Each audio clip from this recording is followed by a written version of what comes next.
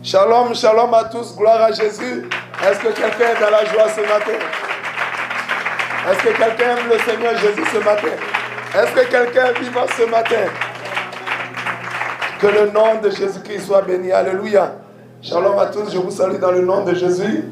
Tous les serviteurs et servants de Dieu à l'école EIDSJC, École internationale des disciples de notre Seigneur Sauveur Jésus-Christ, l'école pastorale des églises armées de prière et de délivrance en Jésus-Christ. Je vous salue, shalom à vous, que Dieu vous bénisse. J'aimerais également saluer tous les bien-aimés, tous les frères et sœurs, les églises, alléluia, qui nous suivent en ligne tous les jours sur YouTube, sur WhatsApp et sur Facebook. Demeurez bénis, que Dieu vous bénisse. Recevez le shalom fraternel de votre frère, le docteur Dieudonné Aipo. Que Dieu vous bénisse. Alléluia. Est-ce qu'on peut donner gloire au Seigneur? Gloire à Jésus. Alléluia. Ce matin, nous sommes encore dans la joie. La Bible dit, oh, qu'il est doux, agréable pour les frères et sœurs de demeurer unis ensemble, car c'est là que l'Éternel, notre Dieu, amène la bénédiction et la vie pour l'éternité. La Bible dit, oh, voici qu'il est doux pour les frères et sœurs de demeurer en... Qui a en joie ce matin d'être ensemble? Qui a en joie d'être ensemble ce matin? La Bible déclare que là où 2 ou 3 sont en son nom, il est au milieu d'eux. Alléluia. Mais la Bible ne dit pas là où 2 ou 3 sont désunis. Amen. La Bible dit dans un même esprit, dans une même âme. Alléluia. Comme un seul corps. Dans l'unité, dans la fraternité, dans l'amour. Là où 2 ou 3 sont, au nom du Seigneur Jésus, alléluia, il est au milieu de nous. Acclame ce matin encore la vie que Jésus-Christ te communique. La Bible déclare que sa parole est esprit et vie. Alléluia. Ce matin, en méditant la parole de Dieu, alléluia, tu reçois la vie de Jésus-Christ dans ton âme et dans ton esprit. Acclame la puissance. Tu reçois la puissance du Saint-Esprit ce matin. Alléluia. Parce que la Bible dit que sa parole est esprit et vie. Amen, amen. Amen, amen. Ce matin, nous allons commencer cette émission enseignement et études bibliques APD. C'est selon, ce matin, nous serons en AT, alléluia, 79. AT 79, c'est-à-dire la lecture biblique de la parole de Dieu dans l'Ancien Testament, partie 79. Gloire à Jésus. Alors, dans la partie 78, hier, nous avions vu quoi? On va faire un bref rappel. Alléluia. Yes. Gloire à Jésus. Gloire à Jésus. Yes. Gloire à Jésus. Oui, c'est vrai de Dieu. Volume. Exode 11, nous avons vu Yes. la 10e plaie. Nous avons vu la 10e et dernière plaie, qui était laquelle? La mort de tous les premiers-nés. Alléluia. Des Égyptiens. La mort de tous les premiers-nés des Égyptiens. Alléluia. Depuis les autorités jusqu'aux servantes, aux serviteurs. Alléluia. Tous les premiers-nés. Ça ne s'est pas arrêté aux hommes. Ça a continué jusqu'aux animaux. Les chevaux, les ânes. Alléluia. Les bœufs, les moutons. Tous les animaux ont eu leur premier-né mort. Gloire à Jésus. Tout simplement pourquoi Dieu ne voulait pas que les Égyptiens ou certaines personnes incrédules pensent que c'est le fruit du hasard. Dieu voulait qu'on sache que c'est véritablement lui qui est en train d'agir. Et aussi, il a épargné Goshen. Gloire à Jésus. Donc, c'était la 10e plaie. Une plaie qui est un fléau, qui est un malheur. Gloire à Jésus. Et hier, c'était vraiment terrible. J'aimerais relever quelque chose dans ces leçons. Ouais, la Bible dit que Israël, le peuple hébreu, a été retenu en esclavage pendant 400 ans. Et après les 400 ans, Dieu a ajouté 30 ans, ça fait 430 ans. Ce peuple a été opprimé, oppressé pendant 430 ans. Mais finalement, quelle a été la fin? La fin, c'est qu'ils ont été délivrés. La Bible dit quoi? La fin d'une chose veut mieux que son commencement. La Bible dit en Somme 34, verset 20, la Bible dit quoi? Le malheur peut souvent atteindre le juste. Les défis peuvent l'atteindre. Les difficultés, alléluia. Les épreuves, les oppressions, les blocages, les oppositions, alléluia. Mais dans tout cela, il y a une très bonne nouvelle. C'est que l'Éternel, est-ce que la Bible dit l'Éternel peut le délivrer s'il peut? Ou bien est-ce que peut-être que l'Éternel, la Bible dit l'Éternel l'en délivrera toujours. L'Éternel le sortira de là toujours. Alléluia. C'est une certitude, c'est une assurance. Alléluia. C'est une certitude, c'est une assurance. C'est sûr et certain. L'Éternel délivre toujours son peuple. J'aimerais qu'à ce niveau, quelqu'un ne se méprenne pas. Quelqu'un ne pense pas que pendant que le peuple de Dieu est oppressé, pendant qu'un peuple est oppressé, pendant qu'un peuple, alléluia, est tenu en captivité par un dominateur, alléluia, par un personnage qui opprime le peuple. Souvent, les gens se disent, ah mais lui là, s'il avait un Dieu, pourquoi depuis Dieu ne le délivre pas? Regardez, 430 ans d'esclavage. Ça équivaut à quoi? Ça équivaut à plusieurs générations. 430 ans. Ça n'équivaut pas à une seule vie, ça équivaut à plusieurs générations. Mais ils étaient toujours en captivité. Donc quelqu'un pouvait se dire, ceux-là, ils ont quel Dieu? Ils ont un Dieu et puis ils sont esclaves depuis. La Bible dit que Dieu est là à la colère et riche en bonté. Il est le Dieu qui est extrêmement patient. Tu peux mépriser son peuple, tu peux rejeter son peuple, tu peux opprimer son peuple. Si Dieu a pointé le doigt une nation, si Dieu a pointé le doigt un peuple, ne méprise pas ce peuple. Alléluia. Parce que tôt ou tard, l'Éternel l'en délivrera toujours. L'Éternel le libérera toujours. L'Éternel l'affranchira toujours. La Bible dit toujours. C'est une certitude, c'est une assurance. Gloire à Jésus. Quelqu'un comprend bien? J'aimerais dire à ce niveau de cette leçon que 430 ans, mais l'Éternel a délivré le peuple hébreu. Quelqu'un comprend?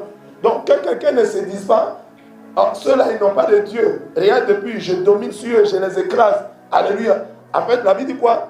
Il y a un temps pour toutes choses sur la terre. Alléluia. Dieu n'arrive pas trop tard, il n'arrive pas très tôt. Dieu choisit d'intervenir et de travailler toujours en son temps. L'Éternel Dieu agit pas trop tôt, pas très tard, mais en son temps. Regardez le peuple hébreu. 430 ans, mais ils ont fini par être délivrés. Et l'Éternel a utilisé une grande puissance. La Bible dit c'est lui-là qui nous délivre par sa grande puissance, sa grande force et par son bras étendu. C'est-à-dire sa toute puissance. Il envoya une petite plaie. Ensuite une deuxième, une troisième. Hier, nous sommes arrivés à la 10e plaie. C'était la mort des premiers. Dieu, un peuple est opprimé. Alléluia. Mais si Dieu a pointé ce peuple-là du doigt, c'est-à-dire si Dieu a choisi ce peuple, c'est-à-dire si Dieu a désigné ce peuple, peu importe le nombre d'années que ce peuple est oppressé, mais la Bible nous déclare, la Bible nous assure, la Bible nous confirme, la Bible nous atteste que l'Éternel Dieu l'en délivrera toujours. Alléluia. Le moment vient où l'Éternel délivrera le peuple. Gloire à Jésus. Gloire à Dieu. Acclame la puissance de ton Dieu. Cela montre quoi? Cela montre quoi? Cela montre la fidélité du roi de gloire. Cela montre la fidélité du roi des cieux. Alléluia. Cela montre la protection. Son peuple peut être opprimé, mais l'Éternel viendra. Le jour où lui-même il aura désigné ou l'aura choisi afin de délivrer son peuple. Amen, amen. La Bible dit rien ne le commande. Il est le Dieu redoutable. Il est le bienfaiteur, le tout-suffisant. Il est le Dieu d'amour, mais il est aussi le Dieu juste. Alléluia. Il est le Dieu qui agit. Amen, amen. C'est pas. Il y en a qui se disent, il n'y a point de Dieu. Amen. Lorsque les sorciers détruisent les âmes des gens, ils disent, il n'y a pas de Dieu. S'il y a un Dieu, pourquoi nous on arrive à tuer les hommes? Attention, il ne faut pas te méprendre. C'est parce que Dieu te laisse à un moment, au temps opportun, il va agir. Regardez le peuple. L'Éternel Dieu dit à Abraham, tes descendants, alléluia, ils descendront quelque part dans un pays. Et ils seront en captivité. Alléluia. Pendant plus de 400 ans. Abraham dit, aïe, pourquoi ils vont d'abord passer là-bas? Envoie-les directement à Canaan. L'Éternel Dieu dit, non, non, non, non. Ils seront en captivité jusqu'à ce que l'iniquité des Amoréens soit accomplie. Jusqu'à ce que l'iniquité des Amoréens s'accomplisse. Vous voyez que le Dieu que nous servons, il est un Dieu extrêmement juste. Il est un Dieu puissamment juste. Amen. Sa justice n'a point de comparable. Pourquoi l'iniquité? Déjà en cas pour que l'iniquité, alléluia, des Amoréens soit atteigne son comble. Alléluia. L'iniquité atteint son comble, ça veut dire quoi? L'Éternel Dieu est un Dieu extrêmement juste. Il donne à chacun selon ce que la personne mérite. Gloire à Jésus. Amen, amen. C'est Dieu qui a donné, qui a créé toutes les nations de la terre, tous les peuples. Et c'est lui qui a créé les peuples cananéens. Mais au lieu de se tourner vers Jésus-Christ, au lieu d'adorer Jésus-Christ, les Cananéens se sont tournés vers des idoles, des dieux morts, des dieux impuissants. En fait, c'est des démons, des esprits impurs, des esprits mauvais. Donc l'Éternel Dieu qui avait donné cette terre aux Cananéens, c'est-à-dire les Girgasiens, les Jébusiens, les Amoriens, les Phérésiens, alléluia, il décide donc de leur prendre cette terre. Mais comme il est juste, il dit quoi? Il va laisser. Les Cananéens étaient en train d'adorer Moloch. Ils étaient en train d'adorer plusieurs divinités païennes. Il dit, par rapport à la sanction que je vais leur donner, l'iniquité n'est pas encore arrivée. Ça veut dire c'est un Dieu qui est comment? Dieu n'est pas ce Dieu-là. Pendant qu'un enfant pose un acte, on prend une machine, on lui coupe la tête. Non, non, non. Alléluia. Pour que Dieu qui a donné la terre aux Cananéens puisse être en droit de leur arracher sans que quelqu'un l'accuse d'injustice. Alléluia. Même si on dit non, pourquoi il a arraché la donnée aux autres? Ce n'est que justice. Parce qu'il laisse à chacun poser les actes et récolter ce qu'il a semé. Les Cananéens ont péché jusqu'à quand leur iniquité est arrivée à son comble, l'Éternel Dieu leur a arraché la terre et donna ça aux Hébreux. Vous comprenez? De sorte que, quel que soit l'homme qui s'élèvera pour dire, mais Dieu là, n'est pas bon. Pourquoi il arrache à ceux-là, il donne à l'autre? Il vous a donné, vous avez fait quel usage? Quel usage on a fait? Celui qui vous a donné la terre, au lieu de l'adorer, vous l'avez laissé pour adorer des dieux morts, des esprits impurs. Donc il décide, après que ce péché soit arrivé au comble, ça veut dire qu'il est le Dieu juste. Où est Dieu? Il y a deux balances. Sur cette balance, il y a un poids de 5 kilos, il mettra de l'autre côté un fer de 5 kilos. Pour que ça fasse quoi? Équilibre, justice. Gloire à Jésus. Il dit jusqu'à ce que l'iniquité de ces hommes-là. Donc, Israël était en Égypte, pourquoi? Israël était en Égypte, pourquoi? Ils étaient en attente. Ce n'était pas le pays où ils devaient rester. Ils étaient en attente. C'était comme une pause jusqu'à ce que le péché des Amoréens arrive à un niveau que Dieu attendait. Dieu dit, si le péché arrive à ce niveau-là, à leur comble, ça veut dire au niveau où je suis maintenant, moi, le Dieu juste, en ordre de le leur arracher de manière juste, sans que je sois accusé d'injustice. Ou est-ce qu'un homme peut être en train de commettre un péché, Dieu le regarde. Ce n'est pas qu'il ne peut pas agir, mais il te regarde. Si tu es vraiment résolu pour faire, jusqu'à ce que ça atteigne un niveau, il est capable maintenant de t'appliquer la sanction. Et aucun être dans l'univers ne pourra l'accuser d'injustice. Il est le grand Dieu juste. Quelqu'un comprend? Acclame la puissance. Cette leçon, cet enseignement m'a beaucoup marqué dans la mesure où je vois que l'Éternel Dieu ne fait rien au hasard. Tout ce qu'il fait est contrôlé, est ordonné. Alléluia. Est fait de manière minutieuse. Parce qu'il est le Dieu sage. Quelqu'un comprend? Jésus-Christ est le Dieu sage. Alléluia. Je répète, 430 ans et enfin la délivrance. Qu'est-ce que cela nous enseigne? Qu'est-ce que cela nous apprend, nous les enfants de Dieu? Peu importe la durée de notre traversée, peu importe la durée de nos épreuves, alléluia, alléluia, de nos défis, alléluia, de nos difficultés, l'Éternel est ce Dieu fidèle qui nous en délivrera toujours. Souvenez-vous du peuple hébreu, 430 ans, mais la délivrance a fini par arriver. Je suis sûr que du point de vue du pharaon et des Égyptiens, c'est dit, mais cela, c'est notre chose, ils nous appartiennent, qui peut les délivrer? Qui peut les libérer? Qui peut les enracher de notre main forte? Et le peuple hébreu avait un Dieu, parce que l'Éternel Dieu avait fait alliance avec leurs patriarches, Abraham, Isaac, Jacob et Joseph. Alléluia. Il y en a plusieurs, mais ce sont les 4 principaux. Ce sont les 4 principaux patriarches. Gloire à Jésus. Amen, amen. Amen, amen. Vous avez retenu cette leçon? Amen. Ça nous concerne, nous les chrétiens. Vous dites, peu importe la durée de ton célibat, le temps vient où Dieu va t'en délivrer. Peu importe la durée, alléluia, de tes oppressions. Le temps vient où l'Éternel va se souvenir de toi. La Bible dit que l'Éternel a un cahier de souvenirs. Le moment vient où il se souviendra de toi. Alléluia. Peu importe la durée du fait que tu es dans tu ne travailles pas, le Seigneur veille. Amen. Amen, amen. La Bible dit, il te visitera. Quelqu'un comprend ça? Il te visitera. Souvent les hommes, quand ils ne voient pas la main de Dieu, ils sont découragés, ils sont abattus. Rappelle-toi de cette histoire d'Israël qui a passé 430 ans en Égypte. Ils ont fini par être délivrés. Quelqu'un comprend? Et le dernier élément pour la délivrance de ce peuple, c'était quoi? Acclame la puissance de la parole de Dieu.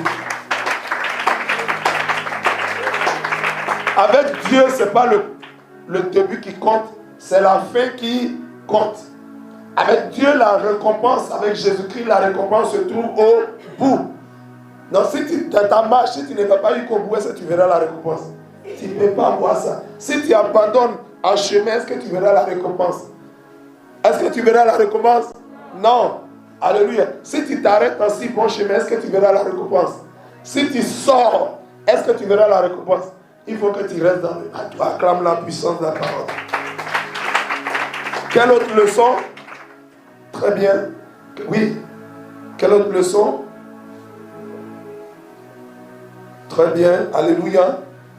Elle a relevé une très bonne leçon. Nous avons vu quoi d'autre hier? Donc nous avons vu la 10e plaie. Alléluia. Et hier nous avons vu que qu'est-ce que Moïse a dit? Il a commencé à parler au peuple. Alléluia. Il a commencé à parler au peuple pour que le peuple se prépare. Il a dit la délivrance est là. Alléluia. La délivrance est à notre porte. Alléluia. La délivrance, vous savez, au bout du tunnel se trouve quoi? Quand vous êtes dans un tunnel, est-ce que vous êtes maître de tous vos mouvements? Vous êtes comme étant en captivité. Mais un jour vient, que quelqu'un dise un jour. Que quelqu'un dise un jour. Ce jour-là vient, alléluia, où tu vas sortir du tunnel. Alléluia. Et quand on est dans le tunnel, c'est l'obscurité. Mais le jour où tu vas sortir du tunnel, tu vas voir le grand jour, tu vas voir la lumière, tu verras la liberté. Et là, tu seras dans la joie et ta joie sera parfaite. Ta joie sera parfaite. Alléluia. Gloire à Jésus. Amen, amen. Quelle autre leçon avons-nous vu hier? Yes. Nous avons vu aussi qu'un serviteur qui a décidé de servir Dieu, il doit s'apprêter aussi pour affronter les difficultés.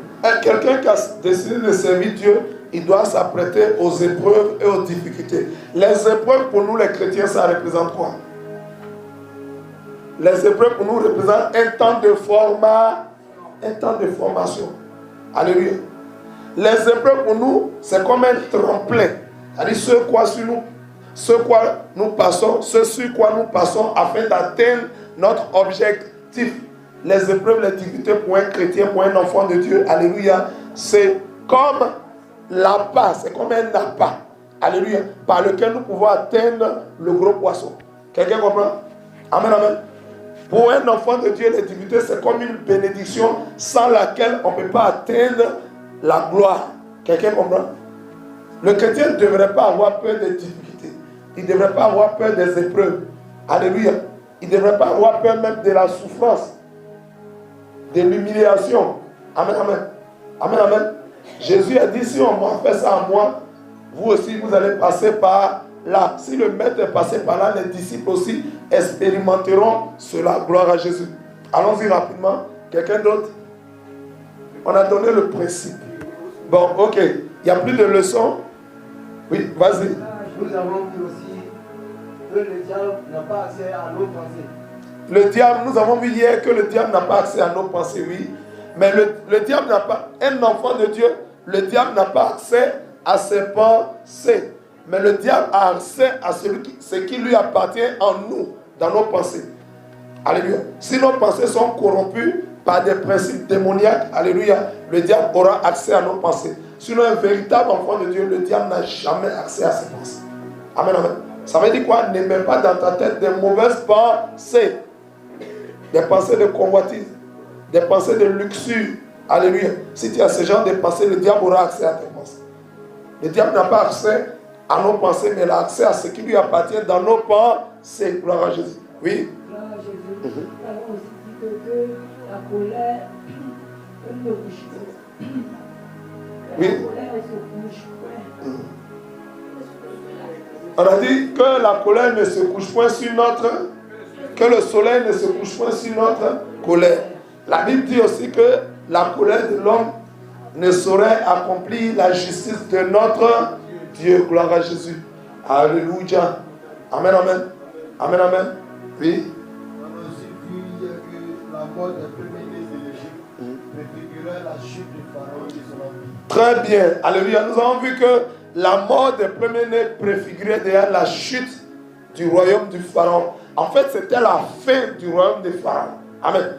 Parce qu'en général, pour continuer à exercer un pouvoir, il faut avoir une armée. Alléluia. Il faut avoir une armée, c'est des moyens humains. Il faut avoir une armée. Alléluia. Et l'armée de Pharaon, il a pris toute son âme. Elle s'en va être engloutie. Quand un roi, un souverain aussi établi, il faut, en général, dans la royauté. Je ne parle pas de la présidence, dans la royauté, ce n'est pas élection. Dans la royauté, ce n'est pas élection. Alléluia. C'est après le roi, vient lui succéder ses enfants. Et le roi, le pharaon n'avait qu'un seul fils. Et si son seul fils-là meurt, ça veut dire quoi? Qui va le remplacer? C'est comme c'était la fin de la royauté. Si toute l'armée de pharaon périt aussi dans la mer Rouge, c'est comme il n'a plus d'armée. Donc s'il revient, il est fragile. Alléluia. Il est vulnérable. C'est avec l'armée qu'on pouvait.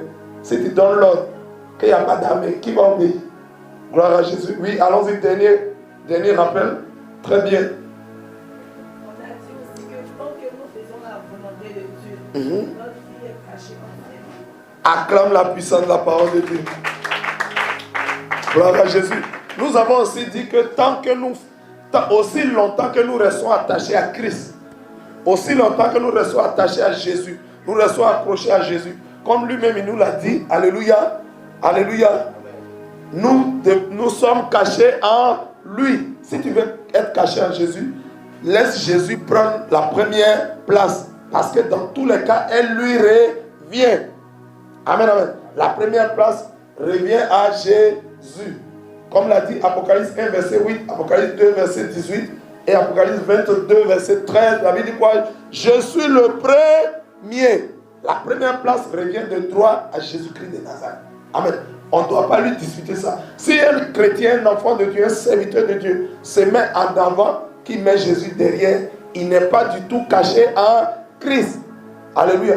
Parce que tu ne peux pas te protéger toi-même. Quand les attaques vont venir, quand les oppressions, les flèches vont venir, les flèches vont te détruire. Amen. Cependant, si tu laisses Jésus en avant, si tu laisses Jésus devant, si Jésus est le premier dans ta vie, alléluia, quand les flèches viendront, Jésus va mettre sa poitrine.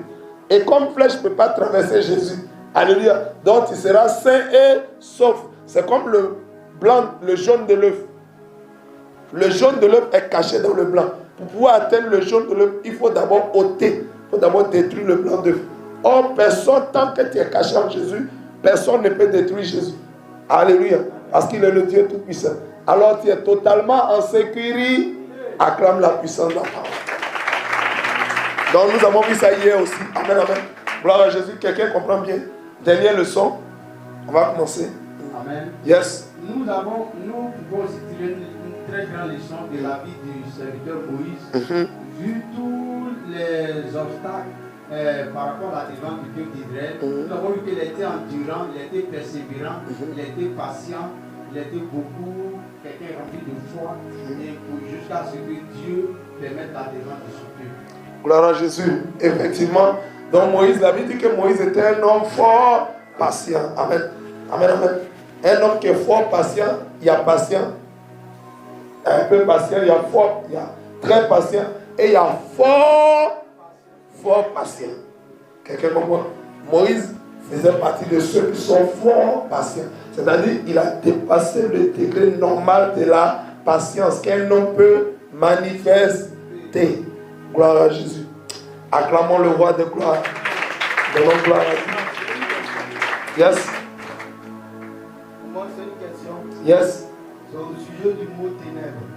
À chaque fois qu'il lit la Bible, il me dit la Bible, je mets plus ce mot au singulier, c'est tout au pluriel. Je souhaiterais savoir, il y a quel mystère derrière. Amen. Amen.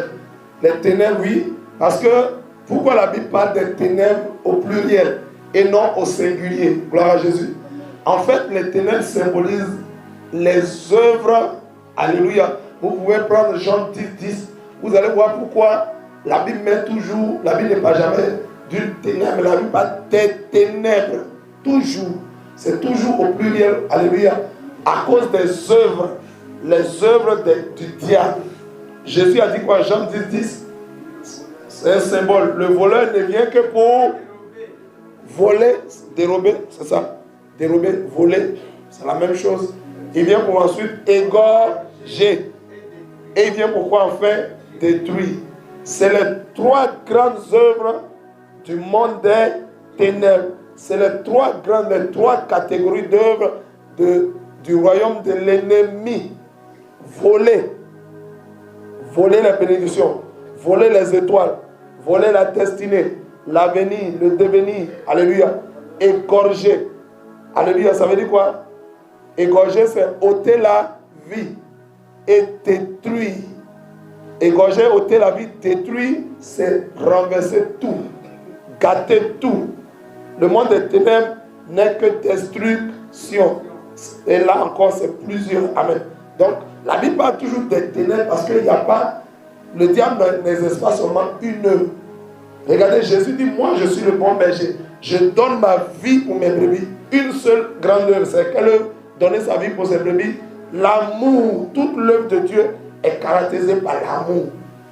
Tout est amour, tout ce qui est dans, mais tout ça c'est l'amour. Alléluia. Alléluia. C'est quoi la Bible parle du premier fruit de l'Est?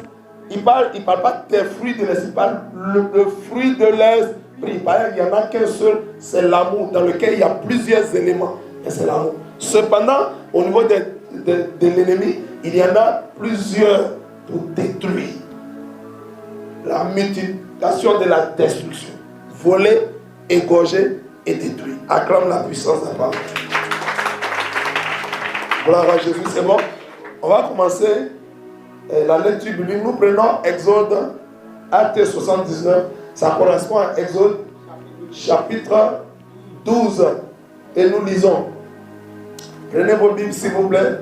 Tous les serviteurs, servants de Dieu, munissez-vous de votre Bible. Et tous ceux qui nous suivent en ligne, veuillez prendre votre Bible, s'il vous plaît. Nous allons commencer la lecture biblique. Exode, chapitre 12. L'Éternel dit à Moïse et à Aaron dans le pays, ce mois-ci sera pour vous le premier des mois. Il sera pour vous le premier des mois de l'année. Parlez à toute l'assemblée d'Israël et dites, le 10e jour de ce mois, on prendra un agneau pour chaque famille, un agneau pour chaque maison. Si la maison est trop peu nombreuse pour un agneau, alléluia, amen, amen. Il dit si la maison est trop peu nombreuse pour un agneau, on le prendra avec plus, on le prendra avec son plus proche voisin, selon le nombre de personnes. Il dit quoi? Vous compterez pour cet agneau d'après ce que chacun peut manger. Amen. Ce sera un agneau sans défaut. Quelqu'un comprend? Un agneau sans défaut. Mâle, âgé d'un an. Vous pourrez prendre un agneau ou un chevreau. Vous le garderez jusqu'au 14e jour de ce mois. Alléluia. Et toute l'assemblée d'Israël l'immolera entre les deux soirs. On prendra de son sang et on mettra sur les deux poteaux ou sur le linteau de la porte des maisons où on le mangera. Cette même nuit, on en mangera la chair rôtie au feu. On la mangera avec des pains sans levain et des herbes amères. Verset 9. Vous le mangerez point à demi-cuit et bouilli dans l'eau, mais il sera rôti au feu, avec la tête, les jambes et l'intérieur. Vous n'en laisserez rien jusqu'au matin. Et il en sera, s'il en reste quelque chose, le matin, vous le brûlerez au feu. Verset 11. Quand vous le mangerez, vous aurez vos raissins, vos souliers aux pieds et votre bâton à la main. Et vous le mangerez à la hâte. C'est la Pâque de l'Éternel. Cette nuit-là, je passerai dans le pays d'Égypte. Je frapperai tous les premiers-nés du pays, depuis les hommes jusqu'aux animaux, et j'exercerai des jugements contre tous les dieux de l'Égypte. Je suis l'Éternel. verset 13. Le sang vous servira de signe sur les maisons où vous serez. Je verrai le sang et je passerai par-dessus vous. Et il n'y aura point de plaie qui vous détruise quand je frapperai le pays d'Égypte. Quelqu'un peut acclamer la puissance de la parole. Alléluia. Gloire à Jésus. Amen. Aujourd'hui, nous allons étudier le texte de Exode chapitre 12. Alléluia. Quel titre on peut donner à ce texte? La Pâque. On peut donner la Pâque. Oui, qui d'autre? L'institution. L'institution de la Pâque. L'institution de la Pâque. Ok? Oui, qui d'autre? Yes. La délivrance du peuple d'Israël. La délivrance du peuple d'Israël. Yes. Oui, c'est puissant.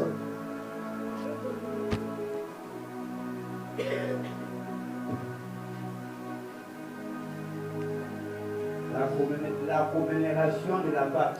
La commémoration de la Pâque. La commémoration de la Pâque.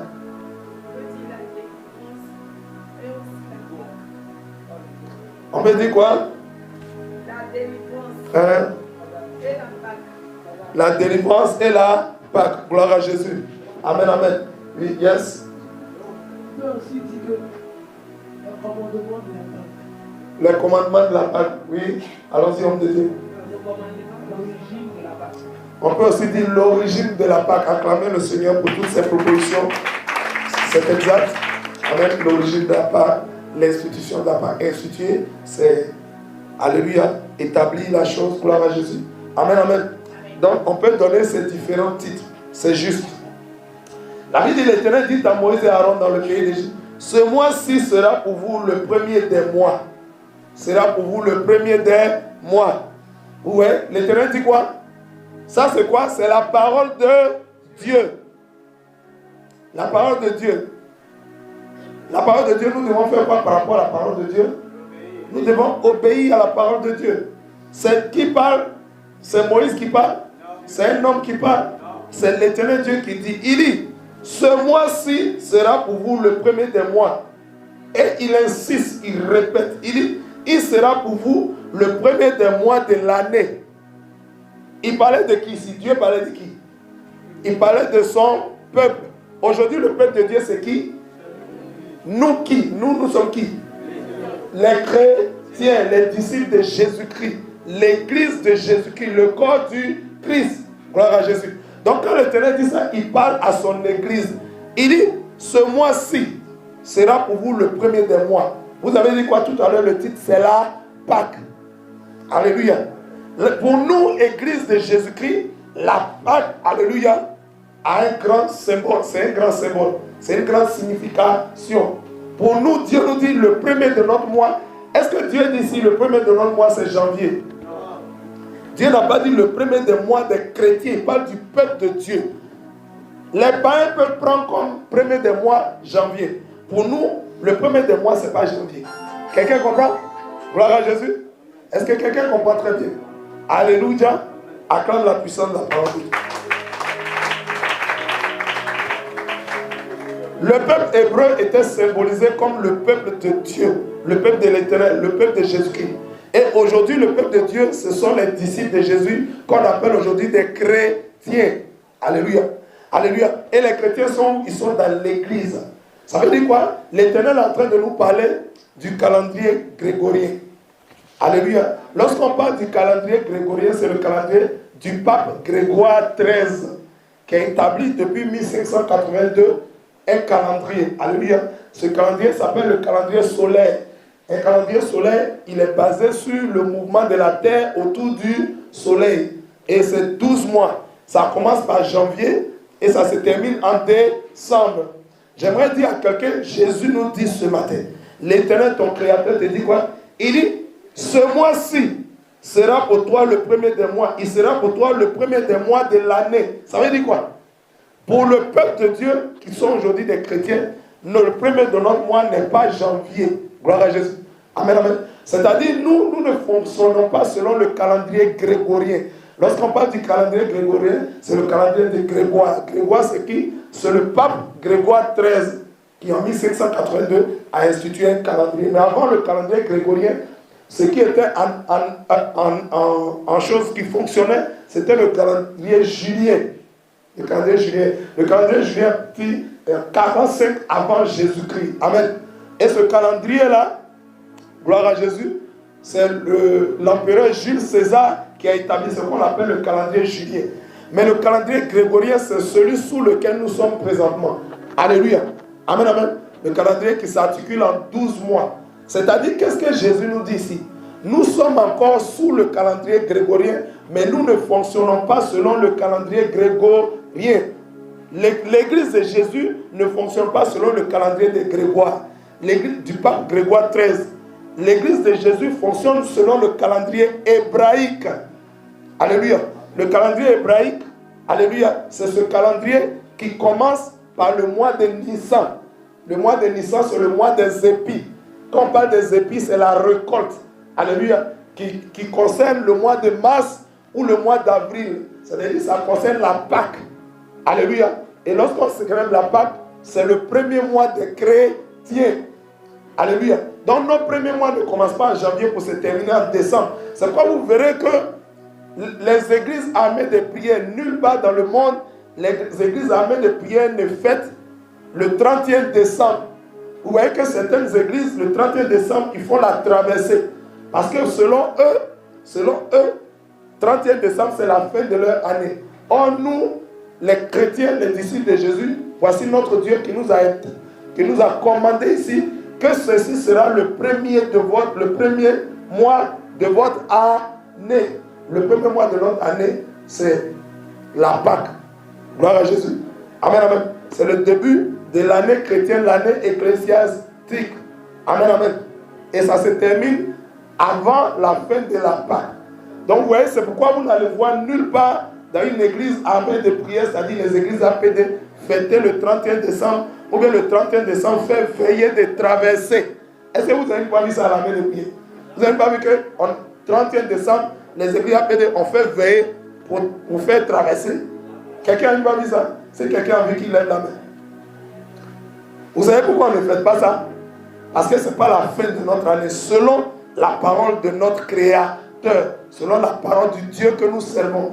Il dit, verset 2, il dit, ce mois-ci sera pour vous le premier des mois. Il sera pour vous le premier des mois de l'année. Gloire à Jésus. Donc nous sommes sous le calendrier hébraïque, mais nous sous le calendrier grégorien.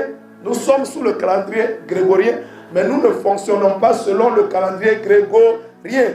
Comme Jésus pouvait dire, vous êtes encore dans le monde, mais vous ne faites pas partie du monde. Vous n'êtes plus de ce monde. Pourquoi? Parce que Jésus nous a rachetés. Et si nous vivons, ce n'est plus nous qui vivons, mais c'est son esprit désormais qui vit en nous. Et pourquoi l'esprit de Jésus vit en nous? L'esprit de Jésus vit en nous afin de nous diriger, de nous conduire, de nous guider et de nous montrer la volonté de notre Dieu. Gloire à Jésus. Le Saint-Esprit ne vient pas vivre en nous parce qu'il vit en nous pour nous conduire. Et si le Saint-Esprit dit ça, ce n'est pas le premier mois de ton année, tu veux voir? Ce n'est pas le premier mois de ton année, tu obéis. Gloire à Jésus. Quelqu'un acclame la puissance de la parole. Alléluia. Alléluia. Gloire à Jésus. Amen, amen. Qu'est-ce que quelqu'un a bien compris? Nous, l'église de Jésus-Christ, doit fonctionner en fonction du calendrier hébraïque. Gloire à Jésus. Quelqu'un a bien compris? Il ne doit pas fonctionner selon le calendrier grégorien. Le calendrier de Grégoire avec toutes les fêtes païennes qui sont dedans. Vous savez, le calendrier grégorien commence par janvier. Or, janvier, le premier mois du calendrier grégorien, c'est le symbole du dieu Janus. Alléluia. Qui était ce dieu romain à double face, deux visages. Est-ce que notre Dieu est double? Est-ce que notre Dieu est double? Jésus-Christ n'est pas double. Le dieu Janus, qui est symbolisé par janvier, il a deux visages. Alléluia. Dont l'un s'orienterait vers le passé et l'autre vers l'avenir. Nous, ce n'est pas notre Dieu Janus. Alléluia. C'est pourquoi janvier n'est pas le premier mois de notre année. Est-ce que quelqu'un comprend la puissance de la parole? Est-ce que quelqu'un comprend la révélation? Alléluia. La Pâque est la plus grande fête de l'Église. Amen, amen. C'est pourquoi nous, en Lévitique 23, la Bible dit, voici les fêtes de l'Éternel. Un enfant de Dieu, il fête quoi? Il fête les fêtes de l'Éternel. Quand on prenait Lévitique 23, regardez les fêtes qui sont les fêtes de l'Éternel. La Pâque, la Pentecôte. Nous ne fêtons pas, alléluia, toutes ces fêtes que le calendrier grégorien a mis en son sein. C'est le calendrier de Grégoire. C'était le pape Grégoire XIII. Quelqu'un comprend bien? Amen, amen. Amen, amen. Acclame la puissance là. Alléluia. Il parlait, Moïse et Aaron, à toute l'assemblée d'Israël. Et dites, le 10e jour de ce mois, on prendra un agneau pour chaque famille, un agneau pour chaque maison. Alléluia. Dieu dit à Moïse et à Aaron, allez dire au peuple de prendre un agneau. Un agneau, c'est qui? Le petit de qui? Du bélier. Amen, amen. Alléluia. Ça symbolise quoi? Un agneau. Ça symbolise quoi? Ça symbolise le petit d'un agneau. Ça symbolise un bébé, un enfant. Alléluia. Est-ce qu'un enfant, la Bible dit Jésus aime les enfants. Est-ce qu'un enfant, il pêche? Alléluia. Est-ce qu'un enfant est rancunier? Est-ce qu'un enfant rend le mal par le mal? Un enfant, c'est le symbole de l'innocence. Amen, amen. C'est pourquoi Jésus dit, laissez venir à moi les petits enfants. Donc un agneau, c'est comme celui qui n'a pas, l'enfant, c'est comme il n'a pas encore de péché. Pour sauver les pécheurs, il fallait quoi? Oui. Pour sauver les pécheurs, il fallait quoi? Oui, allez-y. Je voulais savoir le péché d'un enfant, ça commence à partir de quel âge? Elle veut savoir le péché d'un enfant, ça commence à partir de quel âge? Gloire à Jésus. Parce que tout dépend quand on parle de l'enfance.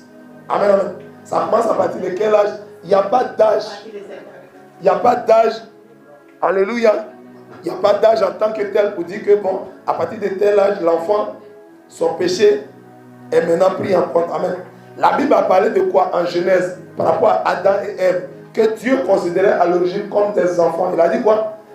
Vous pourrez manger de tous les arbres du jardin, mais quant à l'arbre qui est au milieu, n'en mangez pas. Parce que le jour où vous allez manger, ce n'était pas l'arbre qui est au milieu. Dit, quant à l'arbre de la connaissance du bien et du mal, n'en mangez pas. C'est l'arbre qui était au milieu, c'était l'arbre de la vie.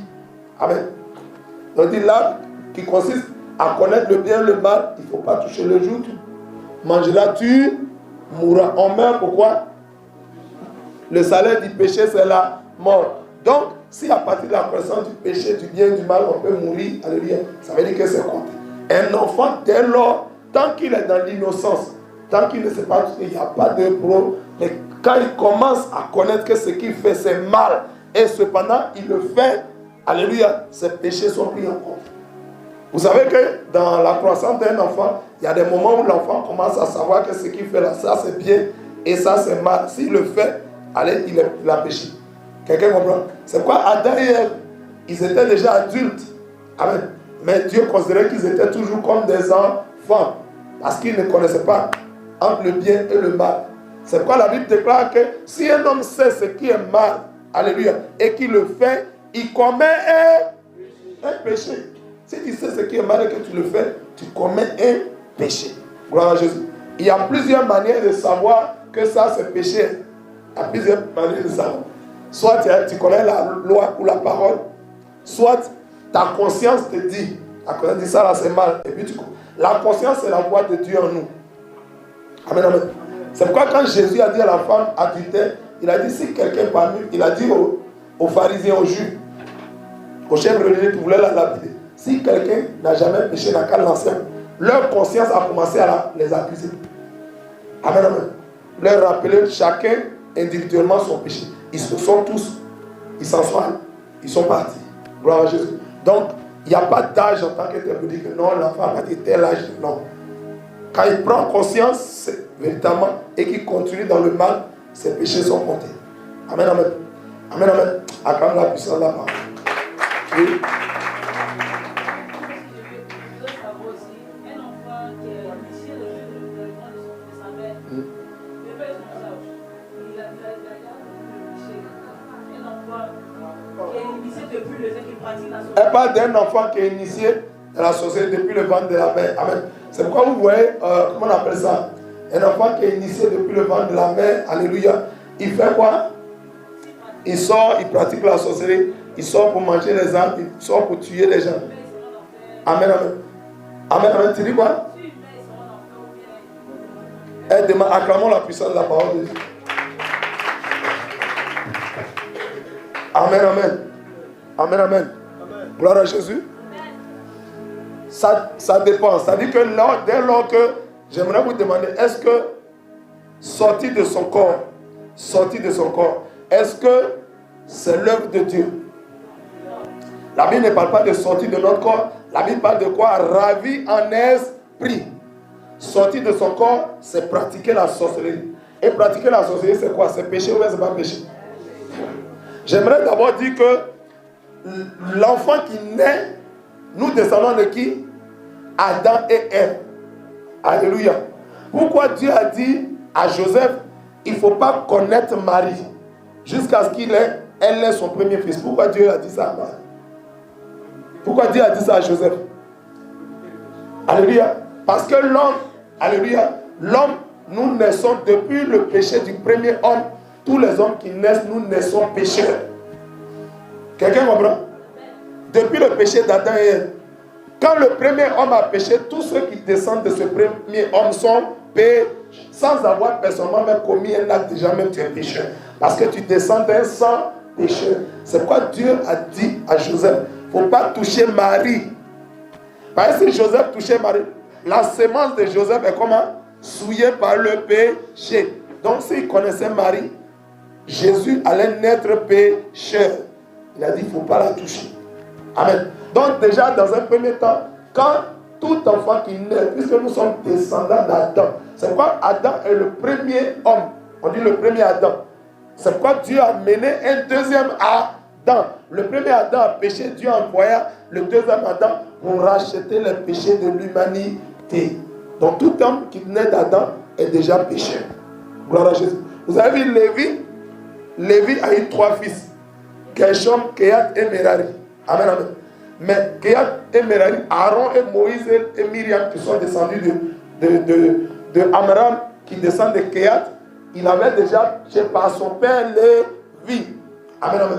Parce que nous sommes dans les reins de nos parents. Quelqu'un comprend? Donc si toute l'humanité descend d'Adam, or Adam fut le premier homme, si le premier homme a péché, c'est pourquoi la Bible dit, car tous sont pécheurs, alléluia, et sont privés de la gloire de... Pourquoi tous sont péchés? Parce que nous descendons tous du premier homme, Adam, pécheur. C'est bon? Donc déjà, depuis le ventre de ta maman, tu es déjà pécheur. Amen, amen. Maintenant, si tu ajoutes dessus la sorcellerie, acclame la puissance de la parole de Dieu. Tu as ta réponse en même temps. Gloire à Jésus. Amen. On peut continuer? C'est bon? C'est bon? Acclamons la puissance de la parole. Alléluia. C'est pourquoi Jésus est venu prendre les péchés de l'humanité.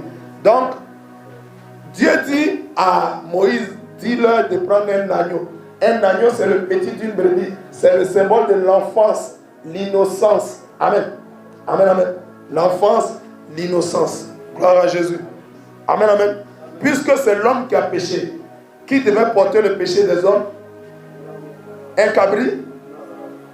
Une poule? Un bélier? C'était l'ombre des choses à venir. C'était une préfiguration. Il fallait, si un homme pêche, alléluia, c'est par un homme sans péché que le problème doit être résolu. Alléluia. Si c'est un homme qui a péché, ce n'est pas un mouton qui va régler le problème. C'est un homme qui, sans péché, qui règle le problème. Parce qu'il s'agit du péché. L'homme a péché. Donc il faut un homme sans péché. Si un homme pécheur encore vient, est-ce que ça règle le problème? Non. On n'est pas sorti de la situation. Si on prend mouton, est-ce qu'on est sorti? Ce n'est pas la même chose. Homme pêche, mouton ne peut pas régler. Poulet ne peut pas régler. Cabri ne peut pas régler. Amen, amen. C'était juste une préfiguration. C'est-à-dire montrer une figure qui vient pour annoncer la libération. Que quelqu'un acclame la puissance de la parole. Alléluia. On continue. Nous avons lu du verset 2 jusqu'au verset 13. Qu'est-ce qui est dit? Dieu dit à Moïse, pendant qu'ils sont encore en Égypte pour la 10e plaie, il dit au peuple hébreu, ils n'ont qu'à prendre un agneau, symbole d'un homme sans péché. Qui est le seul homme sans péché? Le seul homme sur la terre qui n'a jamais péché. C'est qui? C'est l'image de Christ, l'agneau de Dieu qui ôte les péchés du monde. Et il dit, prends un agneau sans défaut. Il précise, après c'est un agneau tout petit, mais il dit sans défaut. Et un agneau mâle. Jésus était comment? Un agneau mâle. Jésus était quoi? Il était un garçon. Alléluia. Et il dit quoi? Tu vas l'immoler. Tu l'immoleras. Gloire à Jésus. Quand tu vas immoler cet agneau, tu vas mettre le sang. Un agneau, c'est un animal. Il y a le sang dans son corps. Il dit, tu vas recueillir le sang. Alléluia. Et tu mettras le sang sur le linteau et sur les 2 poteaux. C'est ce qu'on a lu, non? Alléluia. Il dit sur le linteau. Le linteau, c'est quoi? Quand vous voyez une porte, le linteau, c'est la partie supérieure. Alléluia. Quelle est sa disposition? Elle est horizontale. Le linteau, il est horizontal. Il dit, il faut mettre le sang sur le linteau. Gloire à Jésus. Et quand tu as fini de mettre le sang sur le linteau, tu mettras le sang sur les 2 poteaux. Quelle est la disposition du poteau? Le poteau est vertical. Est-ce qu'il y en a un seul? Il y en a 2. Le linteau ici, c'est le symbole de la relation horizontale entre un homme et son frère, entre un homme et son prochain, entre un homme et son semblable. Alléluia. C'est l'image de la réconciliation entre ton frère et toi, comme Jésus nous a dit. Va d'abord te réconcilier avec ton frère. Donc on retient quoi? Réconciliation entre l'homme et son frère. Gloire à Jésus.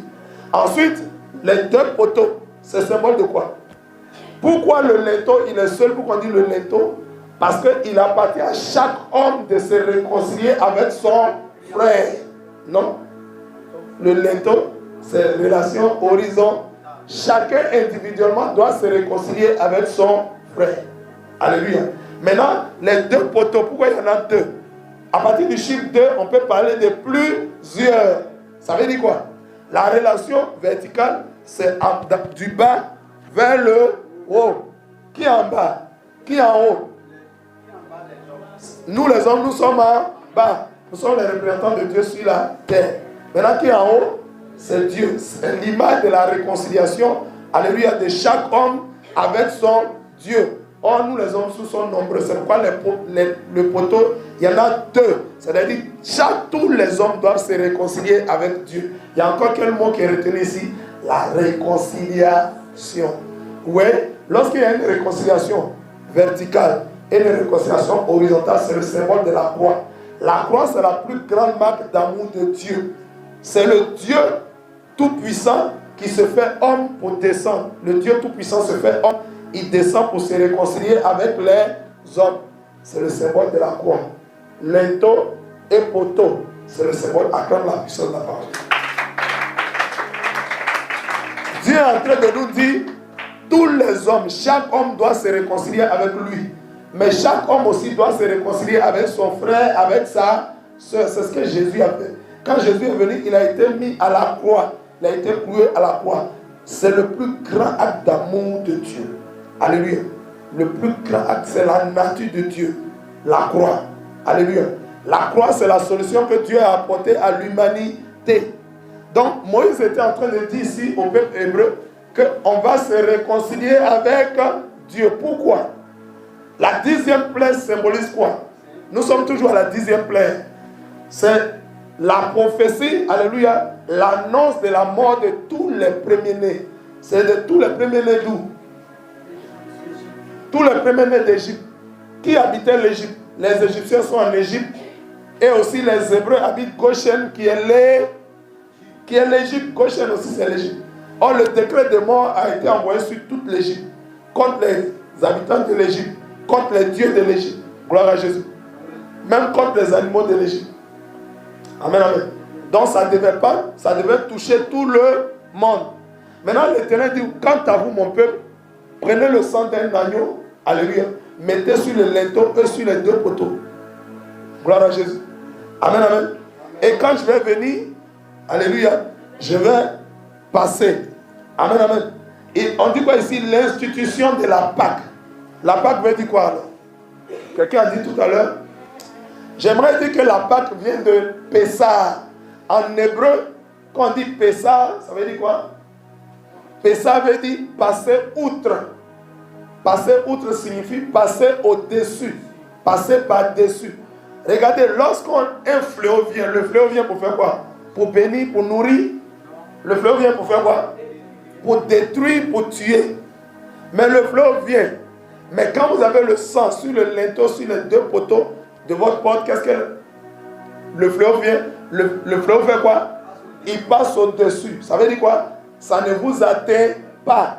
Ça veut dire le fléau passe sans vous atteindre. Ça veut dire quoi? Ça vous épargne. Alléluia. Ça vous est.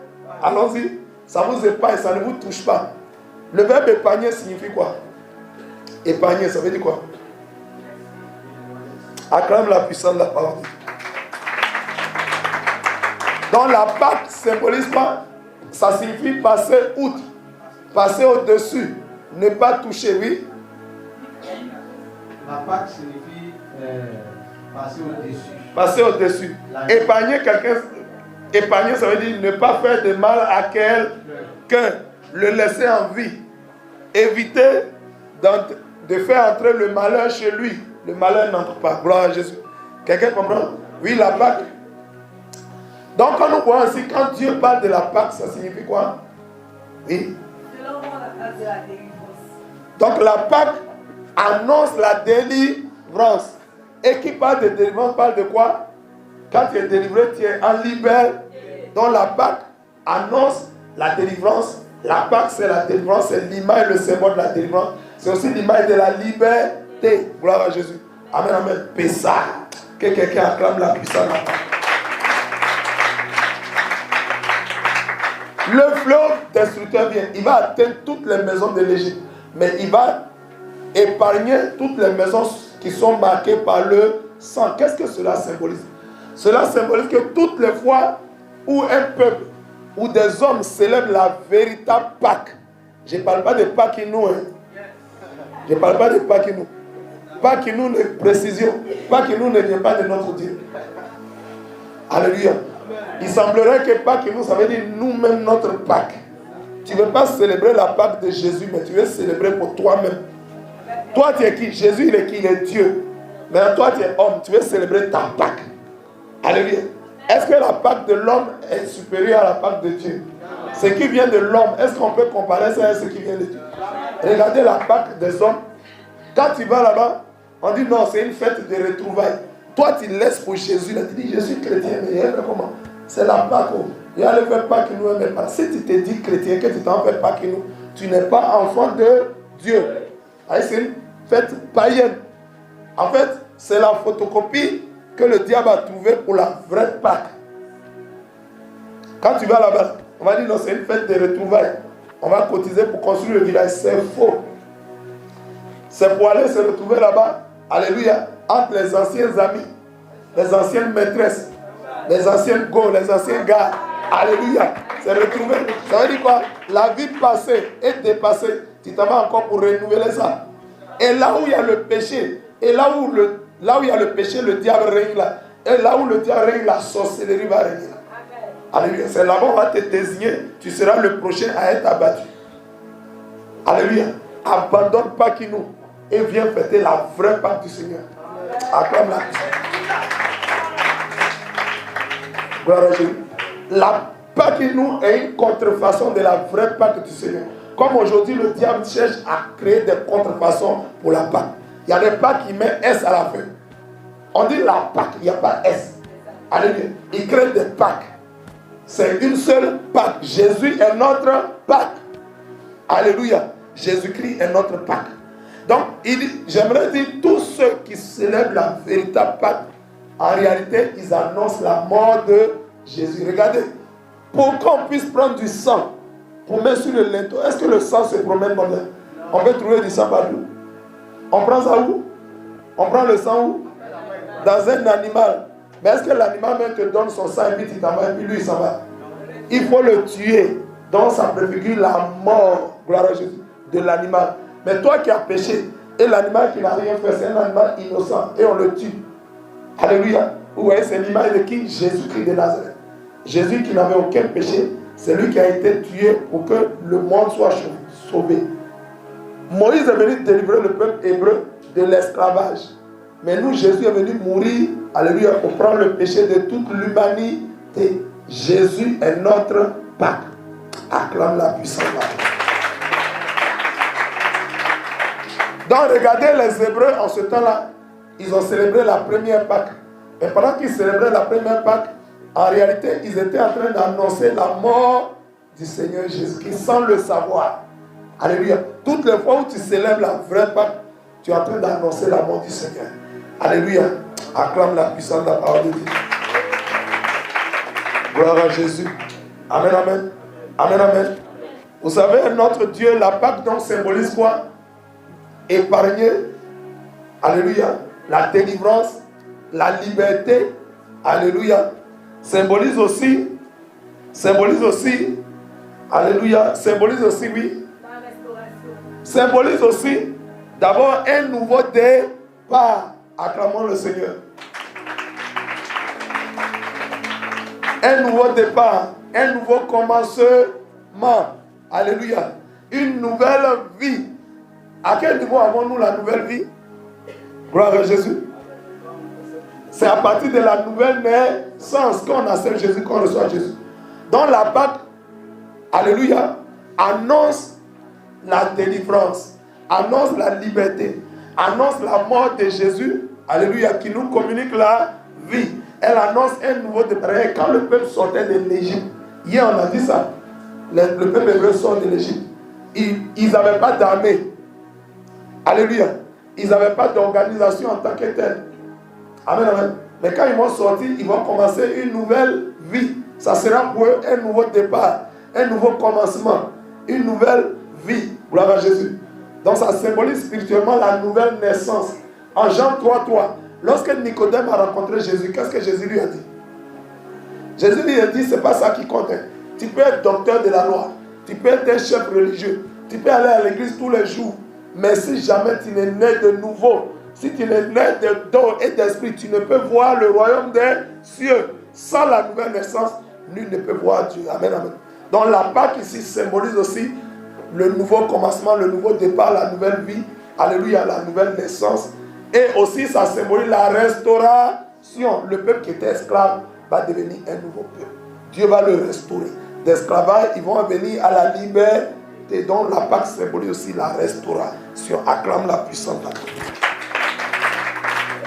Gloire à Jésus. Nous allons continuer. Quelqu'un comprend bien? Donc Pâques en tant que restauration, en tant que nouveau départ, en tant que nouveau commencement. Mais la Pâque symbolise aussi et surtout la mort de Jésus et la résurrection de notre Seigneur Sauveur Jésus. Verset 14. Vous conserverez le souvenir de ce jour et vous le célébrerez par une fête en l'honneur de l'Éternel. Vous le célébrerez comme une loi perpétuelle pour vos descendants. Ça veut dire quoi? Dieu dit vous conserverez le souvenir. Une personne qui conserve le souvenir, ça signifie quoi? Ça veut dire quelqu'un qui se souvient. Ça veut dire il n'oublie pas. Dieu nous dit quoi? N'oubliez pas, alléluia, ma mort. Jésus est en train de te dire, il ne faut pas oublier ma mort. Pour ne pas oublier quelqu'un, qu'est-ce qu'on fait? On doit se rappeler de lui. Prenons 1 Corinthiens 11. Gloire à Jésus. 1 Corinthiens chapitre 11, à partir du verset 23. Et je lis rapidement. Le Seigneur a instauré ce qu'on appelle la table du Seigneur, le repas du Seigneur, la Sainte Sainte. Alléluia. 1 Corinthiens chapitre 11 à partir du verset 23. Il dit quoi? Car j'ai reçu du Seigneur ce que je vous ai enseigné. C'est que le Seigneur Jésus, dans la nuit où il fut livré, prit du pain. Alléluia. Le pain c'est quoi? C'est la nourriture. C'est symbole de quoi? De notre chair, de notre corps. Alléluia. Il dit le Seigneur prit du pain et après avoir rendu grâce le rompit et dit, ceci est mon corps. Alléluia. le pain c'est symbole du corps de Christ lors de la Sainte Seine. Il dit, faites ceci en mémoire de moi. Regardez dans Exode, Dieu dit quoi? Gardez le souvenir. Ne m'oubliez pas, souvenez-vous de ce que j'ai fait pour vous. Gloire à Jésus. Amen, amen. Amen, amen. Gloire à Jésus. Nous prenons Deutéronome. Nous prenons la parole de Dieu selon Deutéronome chapitre 6. Deutéronome chapitre 6 à partir du verset 12. Qu'est-ce que l'Éternel notre Dieu nous dit? Il dit, lorsque tu mangeras et te rassasieras, garde-toi d'oublier l'Éternel qui t'a fait sortir du pays d'Égypte, de la maison de servitude. Alléluia. Il dit, lorsque nous allons manger, il ne faut pas qu'on l'oublie. Il faut qu'on se garde de l'oublier. Il dit, dans le verset 13, il dit, tu craindras l'Éternel ton Dieu, tu le serviras. Alléluia. Et tu jugeras par son nom. Et il continue dans le cas, il dit, vous n'irez point après d'autres dieux, donc les dieux des peuples qui sont autour de vous. Alléluia. Car l'Éternel, votre Dieu, est un Dieu jaloux au milieu de toi. La colère de l'Éternel, ton Dieu, s'enflammerait contre toi et l'exterminera du dessus. Et il t'exterminera du dessus de ta terre. Nous allons aller en Deutéronome chapitre 8, à partir du verset 10. Il y a deux situations où l'Éternel Dieu nous dit de ne pas l'oublier. Gloire à Jésus. Deutéronome 8, verset 10, et nous lisons rapidement. Lorsque tu mangeras et te rassasieras, tu béniras l'Éternel ton Dieu pour le bon pays qu'il t'a donné. Garde-toi, dans le verset 11, d'oublier l'Éternel, alléluia, ton Dieu, au point de ne pas observer ses commandements, ses ordonnances, ses lois que je te prescris aujourd'hui. Alléluia. Amen, amen. Et lorsque tu mangeras et tu te rassasieras, lorsque tu partiras, tu habiteras de belles maisons. Lorsque tu verras multiplier ton gros et ton menu bétail, s'augmenter ton or, ton argent, s'accroître tout ce qui est à toi, prends garde que ton cœur ne s'enfle et que tu n'oublies l'Éternel.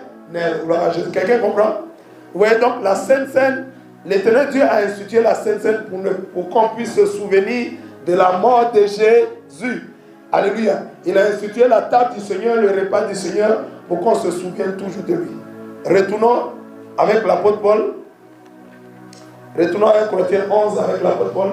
L'apôtre Paul dit quoi? Il nous dit 1 Corinthiens 11, verset 23, il a dit, allons 24, et après avoir rendu grâce, le rompit et dit, ceci est mon corps qui est rompu pour vous. Faites ceci en mémoire de moi. Ça veut dire quoi? En mémoire de quelqu'un, ça veut dire quoi? Rappelez-vous de moi. Alléluia. On continue dans le verset 25, il dit, de même, après avoir soupé, il prit la coupe et dit, cette coupe est la nouvelle alliance en mon sang. Alléluia, le sang ici de l'animal symbolise quoi? Le sang de Jésus. Alléluia. Et il dit quoi?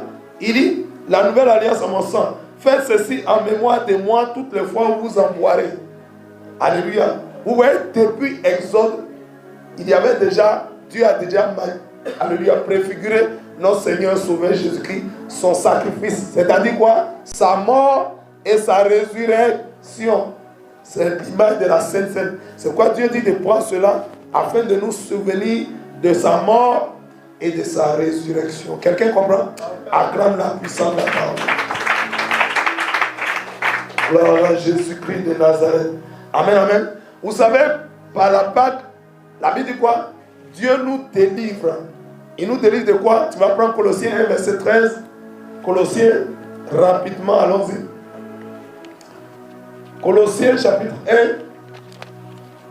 verset, à partir du verset 13. Colossiens 1. Et je lis. On peut même commencer par le verset 12. La Bible dit, rendez grâce au Père qui vous a rendu capable d'avoir part à l'héritage des saints dans la lumière. Qui a fait quoi? Qui nous a délivrés de la puissance des ténèbres. Est-ce que Dieu a dit il dit les ténèbres, c'est toujours au plus réel. Parce que les œuvres des ténèbres sont nombreuses. Ce sont les œuvres de destruction. Donc, Dieu nous a délivrés de la puissance des ténèbres et nous a transportés dans le royaume du Fils de son amour. En qui nous avons la rédemption et la rémission de nos péchés. Quelqu'un peut acclamer la puissance. Alléluia. Vous voyez? Donc la Pâque symbolise quoi? La délivrance. Qui symbolise quoi? C'est que quand tu es encore en Égypte, tu es encore entre les mains du diable. Mais quand on parle de délivrance, ça veut dire Dieu t'arrache du royaume de Satan pour te transporter dans le royaume du Fils de son amour, en qui nous avons la rédemption et la rémission de nos péchés. Gloire à Jésus. Donc la Pâque symbolise la délivrance des mains du Satan. Alléluia. Et il nous envoie dans le royaume, en lui son royaume. Le royaume du diable, c'est quoi? Les ténèbres. Et le royaume de Dieu, c'est la lumière. Symbolise. Acclame la lumière. Acclame le royaume de la lumière. Gloire à Jésus. Amen, amen.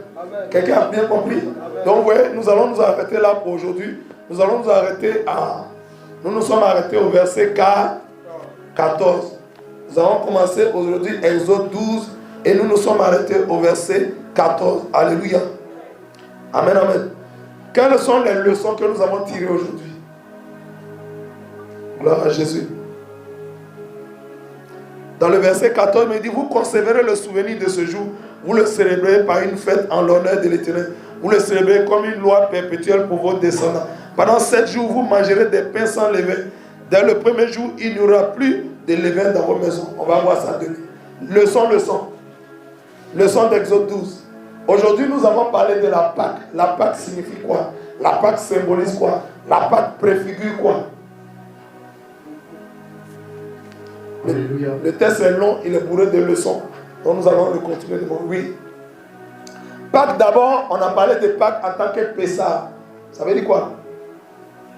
Ça veut dire être, oui, être épargné. Être épargné. Allez, passer par-dessus, passer outre. Gloire à Jésus. Quand Dieu, alléluia, les fléaux arrivent et que Dieu épargne son peuple, la Bible, ça signifie quoi? La Bible dit en Somme 91, alléluia. La Bible dit que nous sommes, l'Éternel est notre rocher.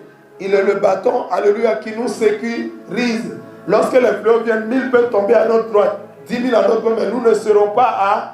C'est le symbole de la protection. Dans le livre d'Ésaïe, il dit quand il traversera les eaux ne te submergeront point. Parce que je suis avec... Il dit quand il marchera dans le feu ne te brûlera pas. Pourquoi? Parce que je suis avec... Quand l'Éternel est avec toi, aucune eau ne peut te submerger, aucun feu ne peut te brûler. Ça vous dit quelque chose? Shadrach, Meshach et Abel, André, quand on les a jetés dans le feu, Nebuchadnezzar a dit, je vois un 4e personne. Ça confirme la parole de Dieu. Il dit, si vous traversez le feu, je serai toujours avec. Ça veut dire que Dieu ne nous laisse pas seuls. La Pâque, c'est l'image de la protection. Alléluia. L'Église de Jésus-Christ est protégée par son esprit, par sa puissance. Amen. La Pâque symbolise quoi encore d'autre? Deuxième, c'est épargner, c'est protéger. C'est quoi d'autre? C'est la délivrance. Qui dit délivrance parle de liberté. Quand on t'a délivré, on t'a affranchi, on t'a libéré. Donc tu es libre, gloire à Jésus. Amen, amen. La Bible dit, nous ne sommes plus esclaves, alléluia, du péché, mais nous avons été libérés par Christ. Alléluia. La Pâque symbolise quoi d'autre? Après la liberté, ça symbolise la mort de Christ et sa résurrection. Donc toutes les fois où un homme célèbre réellement la véritable Pâque, alléluia, il est en train de célébrer la mort de Jésus ainsi que sa résurrection. C'est le symbole. Amen. Quoi d'autre? La Pâque symbolise le nouveau départ. Un nouveau départ. Le peuple israélien qui sort de l'esclavage allait commencer une nouvelle vie. C'était pour eux un nouveau départ, un nouveau commencement. Alléluia. Une nouvelle vie qui préfigure la nouvelle naissance. Amen. De l'esclavage, il passe à la nouvelle vie. C'est comme nous les chrétiens, nous quittons dans le monde, alléluia, et nous devenons qui? Des enfants de Dieu, des serviteurs de Dieu. Acclame la puissance de la parole. La Pâque symbolise quoi? Ensuite, la restauration. Dieu était en train de restaurer. Dieu ne peut pas délivrer un homme et le laisser comme ça. La Bible dit quoi? En 1 Jean 5, 1 Jean chapitre 5, verset 8, la Bible dit quoi? 1 Jean 1, excusez-moi. 1 Jean 1, verset 8, la Bible dit quoi? Amen, amen. Amen, amen. 1 Jean 1, verset 8 et verset 9. La Bible dit quoi? Dieu nous délivre.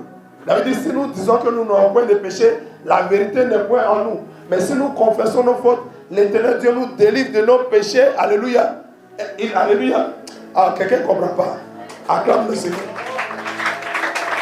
Dieu ne fait pas que nous délivrer. Alléluia. Il nous purifie. Il dit, je vous délivre et je vous purifie. Il te délivre et il te nettoie propre. C'est l'image de la restauration. Quand Dieu délivre quelqu'un, il le restaure, il le rétablit dans tous ses dons, dans toutes ses bénédictions, dans son étoile, dans tout ce qu'il a même mis en lui depuis le sein maternel. Dieu te ramène cela. Alléluia. Alléluia. Alléluia. Amen. Ce n'est pas juste une délivrance, mais la délivrance est accompagnée et suivie de restauration. Amen, amen. Donc la Pâque préfigure aussi la restauration, le rétablissement complet, le rétablissement total. Quelqu'un comprend? Regardez, un jour, notre Seigneur Sauveur Jésus-Christ est allé dans la synagogue, il allait dans le temple, et il y a un homme qui se présenta, les docteurs de la loi étaient là, et le monsieur s'est présenté, il a posé la question au docteur. Il dit, les docteurs, les pharisiens, en fait, il y a un homme qui me doit de l'argent, il a pris crédit un mois. Mais le docteur dit, il n'a qu'à te rembourser. Il dit, mais c'est ça le problème. C'est qu'il n'arrive pas à me rembourser. Il ne sait pas comment. Et le docteur dit, bon, tu vas aller le vendre comme esclave. Alléluia. Et tu prends l'argent pour te rembourser. Le petit Jésus, à 12 ans, il était là. Il a dit, mon docteur, il y a un petit problème. Il dit, docteur, excusez-moi. Docteur, excusez-moi, je peux parler un peu, il y a un problème. Mais à quelle période nous sommes présentement? Jésus demandait au docteur, nous sommes à quelle période? Le docteur dit, les chefs religieux, il dit, nous sommes actuellement à la Pâque. Jésus lui demande, mais la Pâque là, ça symbolise quoi? Il dit, mais à la Pâque, c'est là que Dieu a délivré nos patriarches, nos parents de l'Égypte. Donc Jésus dit, donc il vous a délivré de l'Égypte, ça veut dire quoi?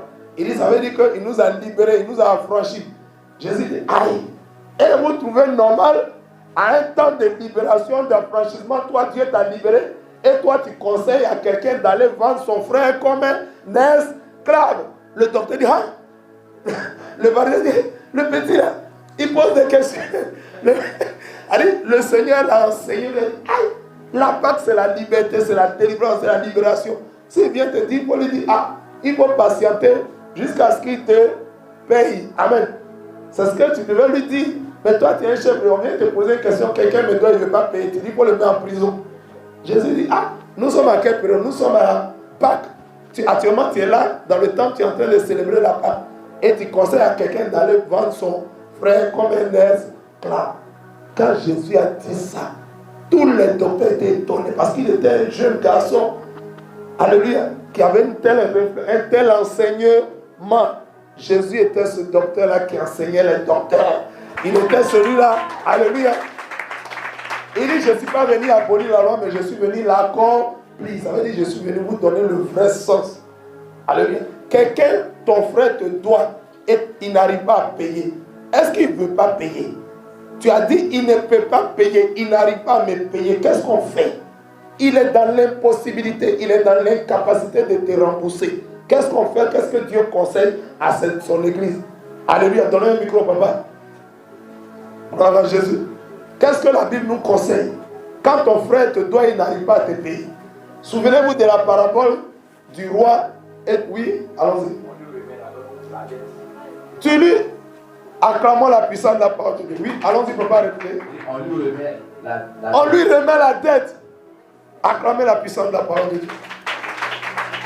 Quand le roi, il y a un homme qui devait au roi, il n'arrivait pas à payer. Le roi lui a remis sa dette. Il a dit, bon, c'est pas grave, tu ne me rembourses plus. Et l'homme est parti. Dès qu'il sort, il voit un créancier. Il attrape le créancier, il commence à le maltraiter. Et les gardes du roi l'ont vu. Ils sont allés dire au roi, ton type à qui tu as remis la dette, à qui tu as pardonné, il est en train de tourmenter son semblable, son prochain. C'est pas Jésus qui fait aux autres ce que vous voulez qu'on fasse pour vous, et ne faites pas pour les autres ce que vous ne voulez pas qu'on vous fasse. Il était en train de maltraiter, humilier ce père de famille dans la rue qui n'arrivait pas à le payer. Quand les gardes sont allés dire au roi, le roi dit, allez le saisir. Soit le prendre. Il dit, mais mon frère, tu me dois, non? Tu me devais, non? Il dit, oui.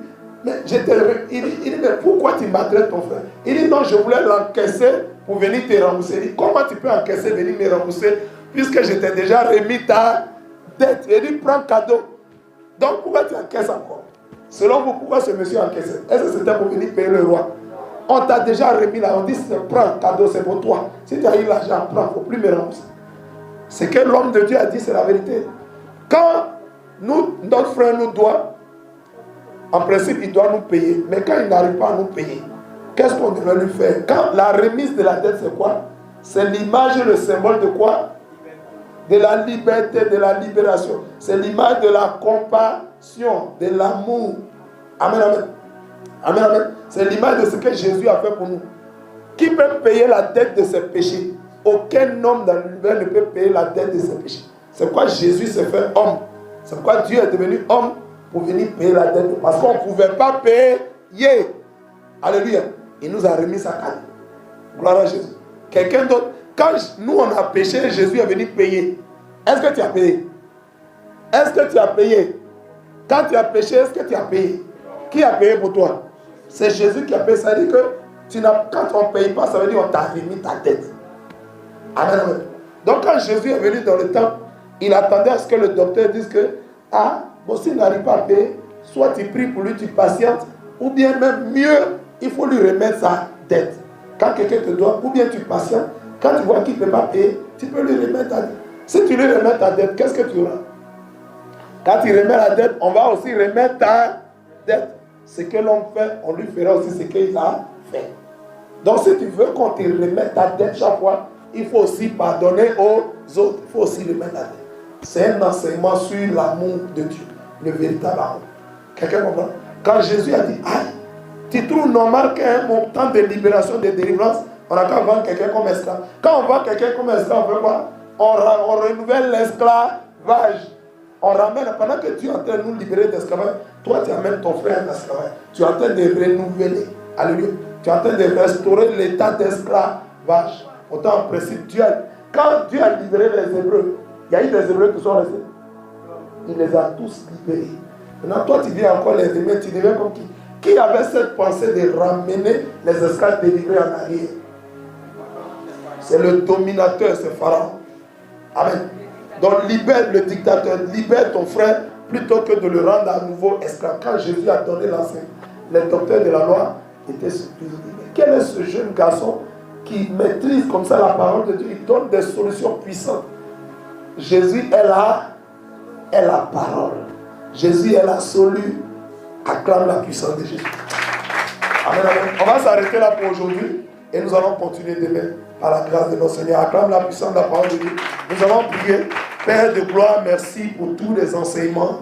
Seigneur, pour toutes les leçons spirituelles que tu nous as données en ce jour. Que ton nom soit béni. Alléluia. Béni sois-tu. Gloire, honneur, louange à toi. Père, la Bible déclare que tu es esprit. Et tu veux une église spirituelle.